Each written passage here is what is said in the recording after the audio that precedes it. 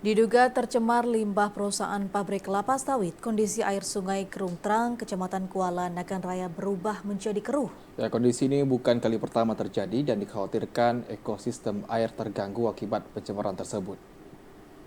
Kondisi air sungai Kerung Trang yang terletak di Gampung Babah 2 tiba-tiba berubah menjadi kehitaman.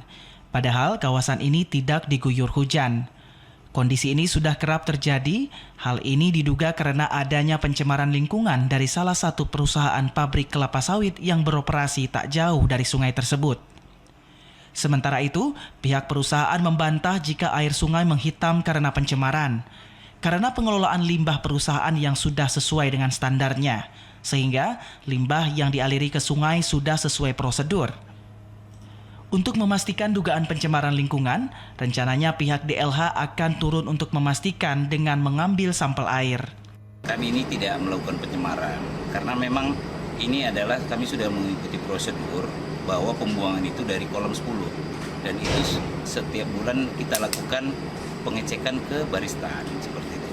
Jadi, seperti dilihat bersama tadi, itulah buangan ke sana. Mungkin kondisi ini nampak hitam kali, bukan kayak gitu.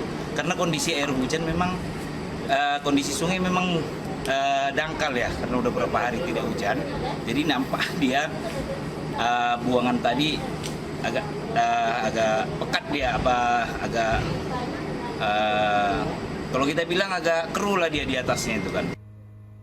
Sebelumnya perusahaan ini telah mendapat sanksi peringatan terkait adanya pencemaran limbah ke sungai.